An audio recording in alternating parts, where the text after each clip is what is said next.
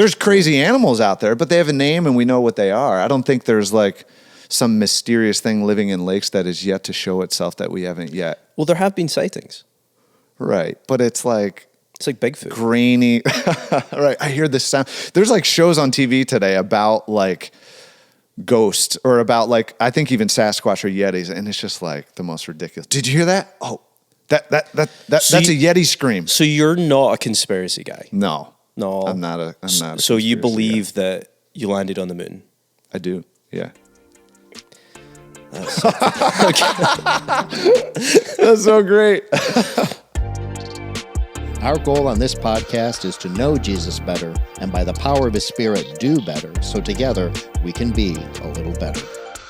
Welcome to A Little Better podcast, where we take Sunday's message and we go a little deeper because we want to become a little better. And I'm joined here with Nate. Nate Miller is the pastor at Webster, where I am the worship director. And I don't know, have you ever been in the podcast before? I have. Yep. Yeah. I'm this brand is new. Webster Takeover Podcast Day. Yes. Yeah. I mean, I wish the rest of our crew would be here. I know, that would be cool to have the whole crew. Yeah. So we are in week 4 of 6 of a series called The Ripple Effect. And I'd love to know, Nate, for those who haven't listened to it, you can go online and you can listen, however you want to listen, or get the message. Give people the 60-second summary of what you just talked about. For sure. So as Calum said, this is week 4 of the Ripple Effect. And this whole series is designed around how do we saturate our city with the gospel. So first 3 weeks, Drew has taken time to kind of slow down and really look within, where we've talked about, does my heart break for the gospel? Does it break for my city and the brokenness that's around us? Last week was, if we're going to love people well out there, how are we doing at loving one another inside the walls of our church? And today, my talk on Sunday was really thinking about, okay, we've done the hard work of looking within.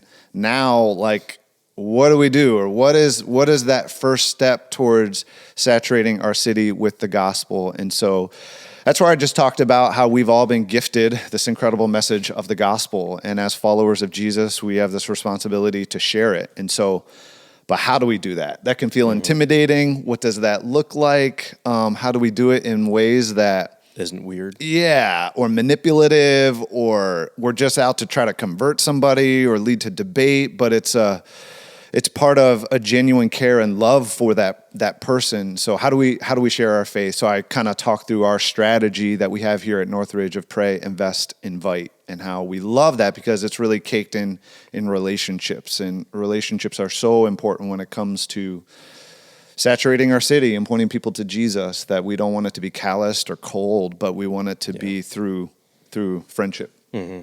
That's cool. If you had like one thing, now obviously there's no silver bullets, but if there was one thing that you want people to take away from this message or act on or something, like what would you tell them? Yeah, I mean, it's hard because there's a lot that I feel like I'm passionate about, but I think the one thing would be is just to have a heart and a love for the people around you, and not just that we care for them, but care for them in a way that like their eternity and their life matters, and we have the hope of Jesus within us. And so I know for me, I can get so easily into just running life and the schedule of the week and kids that I'm losing sight of just moments and opportunities of how do I also think about my faith, and how does my faith intersect with my neighbor and with other people within my sphere of influence, and how do I nudge people towards Jesus? I hope I can just encourage people to have a heart and a desire to value that. Right. So more of an integration of faith into like the rhythms of life rather than kind of, it's so easy to just compartmentalize. Yeah, it. sure. Yeah, that's right. You mentioned in the message about how sometimes as Christians, some of the times where we try and share faith, it can do more harm than good. What are some of the ways that you see us as Christians kind of doing more harm than good? Like, how do we avoid that? For sure. Yeah, I think there's a number of ways that come to my mind. I mean, my mind immediately goes to like the Red Wings game downtown, and you got the guy with the bullhorn just shouting at people, turn or burn, or something like that. And No one is talking to them, right? They're not in Ignoring. conversation. They're just ignoring, and they're also like, Just dude, keep you're swimming. weird. Just keep swimming. Yeah. And so, but I think part of that though is when there's a lack of relationship, I think that's when we can really harm ourselves, because then people feel like a project, or people feel like, we're just trying to convert them, or and that's obviously not the heart of it, or that's not the motive behind it. And I think back to before I was a pastor on staff at Northridge, I worked with Campus Crusade for Christ, which is a parachurch organization. They've now changed their name. I think they're called Crew. But an awesome organization, and so thankful for our time there. But one of the things that we would regularly do was what we called like spiritual surveys or canvassing.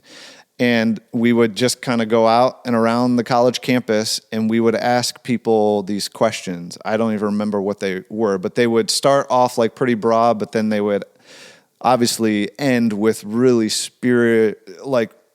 questions focused on spiritual things and where they were at. And so you, in the matter of like a few moments, would go from like just meeting someone to now like, where are you going to spend heaven and hell? Right. And Was that like helpful? Like, I mean, it was very rare, I guess I would say, that someone got to the end of that survey where they're like, yes, I want to give my life over to, totally change the course and direction of my life after a survey. And so I think things like that, while I'm not trying to knock any of those approaches or anything like that, those are the things where I think people have experienced that to one degree or another, and they can look at Christians of just like, yeah, we don't care about people, we just care about, cramming our faith down, their throats and that sort of thing. So those are the things I think sometimes when we think of sharing our faith devoid of relationships, I think that can oftentimes do more harm than good. talk to me a little bit more about seeing people as projects, because I think that I think we do have that tendency. But talk a little bit more of that. How does that show up? Right. I think again, it's more a matter of if I feel like I'm trying to push further than where someone is at and just like skip ahead, or like I'm like trying to convince them of something that they have yet to fully reconcile in their heart. Like if we're forceful in any way, or we're jumping ahead, or sharing our faith in a way that is more, I don't know, condemning versus understanding, I think those are ways where we do more harm than good, and just aren't helpful, I guess. Just trying to get them across a line, line of faith, wherever it might be. But sometimes it's just approach. I think so often it comes down to approach. So being a keyboard warrior is maybe not the best approach either. Right. Yeah. Right. Blasting whatever. Yeah. On social media, or trying to, put a faith statement out there and expecting people to receive that. And like, oh, I believed. Probably not going to happen. Yeah. So we talked about prayer, investing, inviting. Sometimes I think we default to the prayer thing. It's like easy to pray for people. Like I'll pray for those who are far from God, or maybe a family member or friend or something like that. And that's cool. I'm doing it. Where do you think from the three of those that we tend to be the weakest in? For sure. Yeah. I mean, I go immediately to invite, but I think invest, it can be hard to know exactly how to do that well, especially when it comes to like people who aren't close relationally to us. Yeah. Can be easy to invest with people that we just have some sort of common connection with. But so I think there's room on investing, but I think the inviting one is hard. I think that's where people will more default to the church. Like if I can just get them to church, or listen to this book or podcast or read this book, like that, they'll get it there. But to be able to like walk someone through trusting Christ, I think a lot of people, that's where they get real like, oh, I don't know how to do that. Right. How do I share the gospel in a way that is clear and they understand it, and also, want to trust Christ themselves. So I think the inviting one is probably the one where people feel the least amount of like, oof, I don't know how to do that. Is that because we default, like you said, to the church, or is that because we What about it do we struggle with? Is it like being able to share a story? Is it just going beyond inviting someone to church? Like, or what may be some other ways in which we can do that? Right. I think the reason why we struggle with it is it feels just intimidating, or people don't feel qualified, or they feel like, I mean, the Bible is a really big book. How in the world do I now in this moment like summarize this in a way that is clear and understandable? I think part of it too is that we don't want to offend maybe at some level too, or we get to a point where it's just like, oh, I for the sake of the relationship and the pressure that might even be there, like how do I don't want to do that. So like just come to church, and coming to church is fine. Like that's great. But I think the ultimate, a sign of maturity or growing in our faith is we also have this ability when those moments come up that we know how to talk about Jesus in ways that are helpful and clear, not condemning or not forceful, but people say, okay, that was helpful. Oh, that made sense. Right. What, I mean, you probably have some stories from Crew, but I'd love to know from you, like on the inviting front, what has been your experience of something going horribly wrong? And also like, what's been an instance where it's like, in the inviting front has gone really well? Like what's been your experience? Sure. Yeah, I think back to early on in my faith. This would be probably not in my faith, but in my ministry time. Like during my time with Crew, there were times that like those surveys flat out just ended in debate. Oh man. And it turned into, well, the Bible says this. Well, no, I believe this. Mm-hmm. Or how could God allow this, and how do I reconcile this? I mean, there were times for sure where it just turned into a debate, and then you've now just almost feels like you've made an enemy. Yeah, you're arguing. Yeah. I think that the times for me that have been sweetest have been just some friends of ours that we've connected with through just the common interests of sports and family and baseball. My son plays baseball. Just had some really cool, sweet moments where a relationship has been built where sometimes for me it's a little bit easier. Maybe you've experienced this too, but as soon as people like hear that I'm a pastor, I work at a church, it changes that dynamic. And in some ways it does over time. It provides some opportunities to actually talk about, like they say, like, so like, what do you do? And I've had several conversations in recent years with other families that have been just really cool to talk about my faith in a way that isn't forced, but it's natural, and it's through a shared friendship with somebody. Yeah. That's always an awkward one for me because they're like, what do you do? And it's like, I do music at a church. And I get more often than you might think, do you do the organ? Right. And sure. Like, no, like imagine like a band. And they're like, oh, okay, cool. Like for sure, you have a bit of an easier one. I pastor a church. People a little bit more understandable. Yeah. Sure. I'd love to move on to neighbors because I think that's a big part, especially in the investment side of things. In the West, specifically in North America, we have I think do a really poor job of neighboring well, and I think being from Scotland, I think we have a little bit more. I'm not going to say it was a collective society. I can't remember that word. It's blanking on me now. But I'd say we have more of a social society where we have a bit more of awareness. So when I came to the States, it was like, whoa, this is weird. People, especially coming into Chicago, not necessarily Rochester. Chicago was so transient and people were like more guarded. If you wanted to hang out with someone, it was never in your house. It was always like over coffee or over dinner. And it was like, all right, time to leave. Like it was always this just weird guarded thing. That's not quite as bad here in Rochester, but I'd love to know your experience in trying to love your neighbors well. Right. What's that been like? So we've lived, I think, in 3 different places or neighborhoods, I guess I would say, over the, Emily and I married 18 years, 3 different places, and they've all kind of been different. The first home we lived in was an older community, and people just stayed to themselves. The neighborhood that we are in now, for sure, has been the most where there's a collective sense of like us, our neighborhood. They got a Facebook group. It's easy to see what's going on.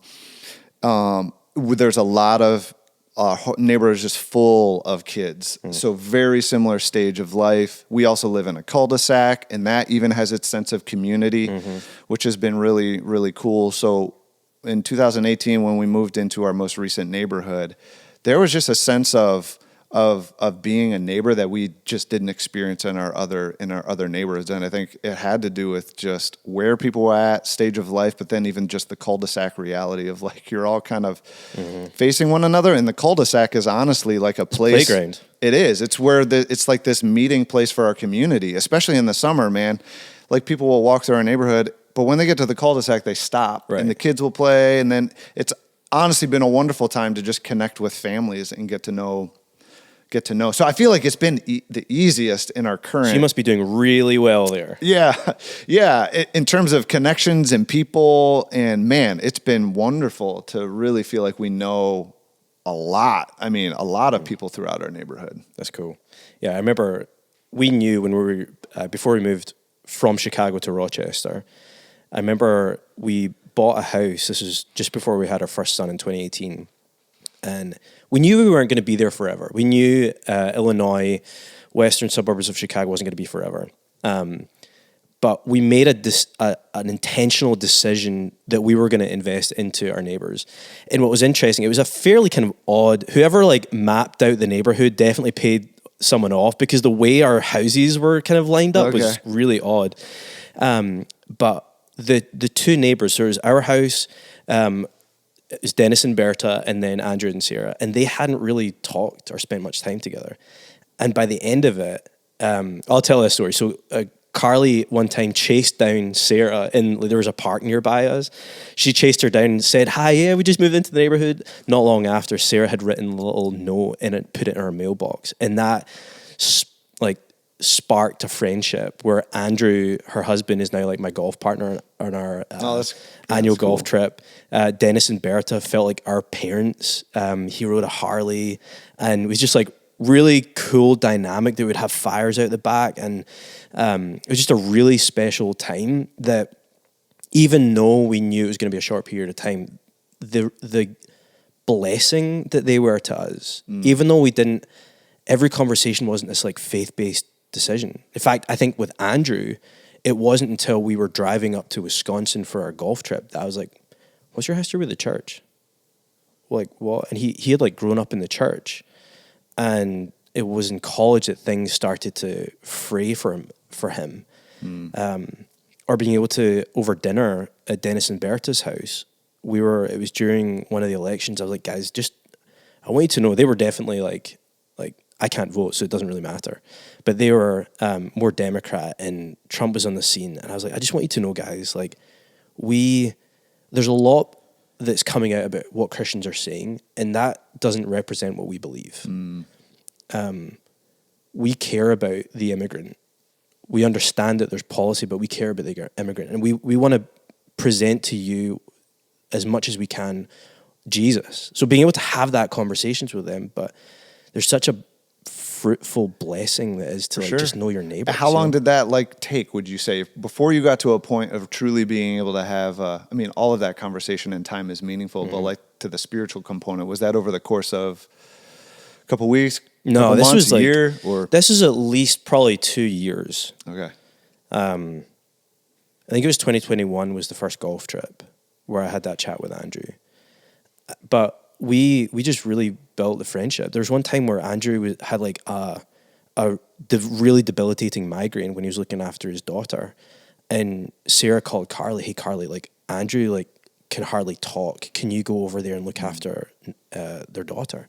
She's like, "Okay." And so there's these moments where you can build trust with people, and you need to extend that as well. Like I remember Berta would grow like a bunch of tomatoes in their garden, and they would Watson would go through the trees, take her by the hand, and go pick tomatoes. And there's just like little ways where I trust you with my child. Now there's obviously like a balance there, which I know you've had firsthand experience where needs to be a balance of protection, but I think we over err on the protection. Sure. I know you've been dealing with that in your neighborhood a little bit. Yeah. I mean, it's certainly been challenging as of late because of a situation with our neighbor who's literally under house arrest for 3 years. Like he can't leave his house, or there's very specific reasons when he can, due to something that happened with another neighbor just down the street from us. We know both of them well, and it has been really hard and challenging being in the middle of that, with families involved and kids involved to navigate that well. And we've had opportunities to meet with both of these families, and it's been neat for them in some way to seek out like help, which has been cool for us in ways to have some conversations. But I mean, it's also been really challenging of knowing what is the best way to help when things are really hard and broken and messed up and children are involved, and how do you protect, and where is the line from being thoughtful in how we protect our kids, but also being there to be present, to provide hope in a hard situation to both sides of that, has been really, really hard and challenging over this last year. To the point where like, man, do we need to move? Like we come home, and this is the selfish part of me. Like I come home and I want it to be rest, and I want it to be comfort, and I want it to be that. And that's fine to an extent, but if that's all I think home is, well, then I'm missing out on the brokenness right next door that I can be a light to. And it's really challenged me when it comes to thinking through my neighbors, where I can so easily just be a recluse or think about home as comfort. Yeah. That's a great sales pitch for someone that wants to love their neighbors well. Like move, because it's so uncomfortable, but we have this propensity to just seek comfort. Yes. For those that do want to take that step, let's wrap it up here. What would be some resources, some tools that you would suggest to them to get started? The book, Loving Your Neighbor or Loving Our Neighbors, it's written by two authors. The Art of Neighboring. The Art of Neighboring is a great book, especially if you're thinking like on the investing side, and what does it look like to be a good neighbor, is a really, really great, tremendous resource. I think the line in there they say is like, what if Jesus meant that loving our neighbors meant loving our actual neighbors, or something like that, which is really convicting. But that is a really great... The quote for me, I have it here, was from the mayor of Denver back in 2009. And he said, and this was they were meeting together, and this was before the mayor knew really what they were going to talk about, and said the majority of the issues that our community is facing would be eliminated or drastically reduced if we could just figure out a way to become a community of great neighbors. So convicting. Like, how can we be good neighbors? And that is our call as Christians, is to be good neighbors. Well, this has been fun. Webster takeover. Yes. Hopefully we could do this again sometime. But be back next week. I believe Noah is speaking for week 5 of 6. So join us back here on the podcast. Be sure to subscribe, like, and make sure you listen next week. And if you haven't listened to the rest of the series, go back on the website. There's a lot of great content there. But let's get comfortable in the discomfort so that we can love our neighbors well. See you next time.